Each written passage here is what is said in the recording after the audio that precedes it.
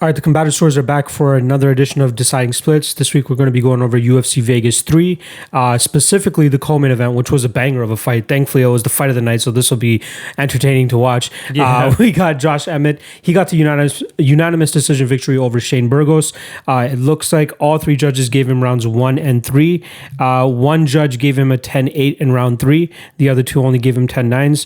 And then according to fan scoring, we got 54%, 10-9 round 1 for Emmett. So that's one round that we'll be going over. Round 2 was 87% for Burgos. We're not even going to bother with that one. And then round 3, we had 64%, 10-8 Emmett.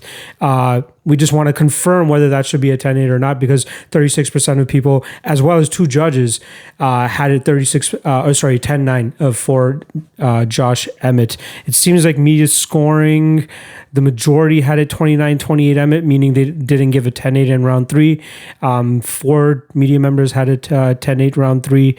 And then we have 2 draws and 2 scorecards for Shane Burgos, which...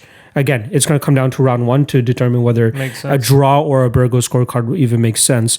What do you remember about this fight? I know you watched it this morning, so it's quite fresh for you. Just off of first watch, how did you score it? I didn't watch round 1 that well. Okay. It was more backgroundish. Round 2 was definitely Burgos, pretty clear cut. Round 3, I thought was like a definite 10-8. Yeah. I don't care what the guy... I guess we'll get into it during the fight a bit more, but... Burgos was competitive. Mm-hmm. But he was getting cracked more, and he got dropped twice. Yeah. What more do you got to do? To get a 10-8? We'll confirm those perceptions as we watch it right now. Does that not differentiate a different round where he just won the striking? Like, come on, man. Absolutely. You gotta get we can make a state case. We're going to watch round 1, which is probably going to be a 10-9 for whoever, and then we'll compare it. Yeah. So that's so we'll go over rounds 1 and 3 for you guys to determine if the correct score was actually made. So let's start off with round 1 here. Emmett hits so hard, man. I know. He has like the rudimentary wrestling, primarily a wrestler type striking, where it's just winging over power shots. Yeah, that's it. Just hooks, jab, hook. Whether it's to the body or to the head, jab. But everything is just thrown so hard. Yeah. And you kind of got to start, you 2 minutes into this, you got to lean him, right? 100%.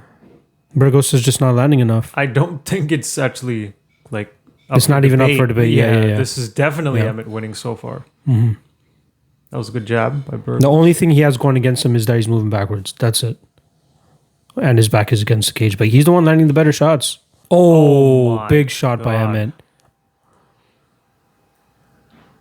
It's crazy how effective he can be with the same fucking punch over and over again. Emmett's clearly he's landing quick with it too. That's what helps. His speed and explosiveness really helps him close that distance and land that shot. Like, it's going into this fight, I thought he would be absolutely outgunned on the feet. Like, all I thought he had was like a big right hand, but his pace is helping him a lot. Emmett has good cardio throwing these bombs for sure. Yeah. He just ate a couple of good shots there, though. I thought this was his path to victory, was wrestling and clinching. Kind of how like Makwan was able to stifle Burgos a little bit with it. Oh, nice bomb by Emmett. Oh, how is this not an Emmett round? Burgos did better. That's an Emmett the end round of the round, but it was just not enough to negate, and Emmett still landed good shots. That's easily Emmett round. Easily Emmett round. Off of damage, for sure. Yeah. That's absolutely a 10-9. All right, let's get into round 3, which, according to scoring, should be 19-19 going into round 3. It's got to be his striking defense needs work, man. Oh, his striking defense is non-existent. That would make him a much better fighter, because his offense is really good. Yeah. And he probably should have picked up the activity a little bit more in that first round. But outside of that, it's like he's too tough for his own good, so he's like he doesn't even see the importance of getting out of the way of the shots. Mm-hmm. Like, he doesn't even care to work on it. Like, who cares? I can take him. Another one. You got to get out of the way. Especially when it's the same shot over and over, too. You got to learn how to slip in and out. Dude, it reminds me of when Glover got hit with those 3 straight uppercuts by fucking Gus to get finished. I remember everyone talking about how amazing that combo was, and I'm like, what? He just threw the same punch 3 times, and Glover ate them. Like, if it was the same combination on a punching bag or something, it wouldn't look as good as actually landing on your opponent. So It aesthetically, it looks really good because it's land. Oh my God! An overhand left just drops Burgos again. God, ground and pound. Look at this. Elbows. He's almost everything's Yeah. almost like. I think one hammer fist just missed. Solid He elbow. doesn't like move his head. He just lets you hit him. So I'll say now with like 2 minutes left, this is already a 10-8. It's Compared to that first round, like to me at this point, Burgos has to hurt him to get a 10-9. Mm-hmm. Even if he just outstrikes him for the next 90 seconds, you're losing this round 10-8 after getting dropped like that twice. And not to mention how much is he still getting hit. You know what I think the judges are seeing though? They're still seeing Burgos throw. Fighting, yeah. And even though he's not hitting, like most of those are missing. They're just being thrown out there. That's my problem is like 10-8 is almost based off of the guy who's getting his ass whooped. Yeah. How badly does he look coming out of it?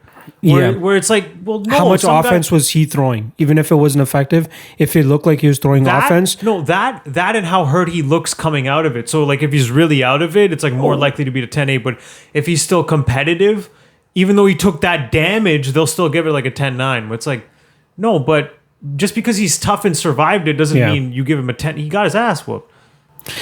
So Okay, I'm getting it's getting slightly murkier for me in terms of giving it a 10-8. Strictly, like think about past 10-8s that we've scored and the lack of offense that we've seen coming from no. opponents. Okay, here's the thing, right? There's two ways to get to a 10-8 though. There's the guy defending did absolutely nothing. So even though the other guy didn't exactly maul him, if the other guy does nothing, you have to give it a 10-8. He dominantly still controlled the round, right? Then there's some rounds like this where they were competitive and back and forth, but the sheer really volume of damage is so high that it's got to give it a 10-8. I do side slightly with the 10-8, strictly with him getting dropped as many times as he did too in that round. Wobbled. He got wobbled and dropped too. Twice. Yeah. What do you got to do to get a 10-8? In boxing, automatic knockdown drop, is that's it. That's a 10-8. Was what the fuck? Completed Blades Volkov. I just want to see the numbers on this fight. It's just, but yeah, 10-8. It's that same argument, right? Like you're telling me round 1 and 3 were equal. No. You know what I mean? Like there you're right. To be a difference. See, there's the comparative to round 1, and then there's the comparative to like other fights, 10-8s, other 10-8s, right? That's why they need to use more numbers. 10-7, like 10-6, 10-6. Do it. So 2 knockdowns in round 3 for Josh Emmett, 51 significant strikes to 34 in that round 3. Outstruck him, outstruck him, wobbled him, and knocked him down twice. Round 1, 46 significant strikes for Shane Burgos, 36 for Josh Emmett. Josh Emmett did land a takedown as well. So even though Shane Burgos, see, they need to differentiate the significant strikes from total strikes better. Like they literally just copy and pasted it. They're both the same, 36 significant strikes, 36 total strikes. Let me. Oh yeah, okay. What the hell? So obviously, there were way more significant strikes landed for Josh Emmett.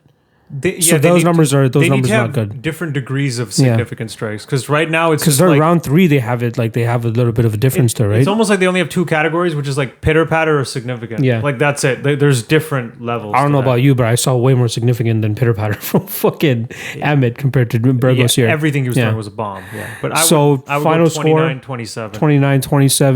29-27. Josh Emmett. Luckily, once again, the correct person won.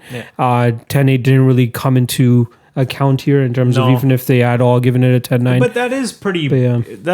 It's still a sad state of judging for me to see 2 of the judges give that a 10-9. It's like, come on, man. Yeah, the guy took a ton of damage in that round.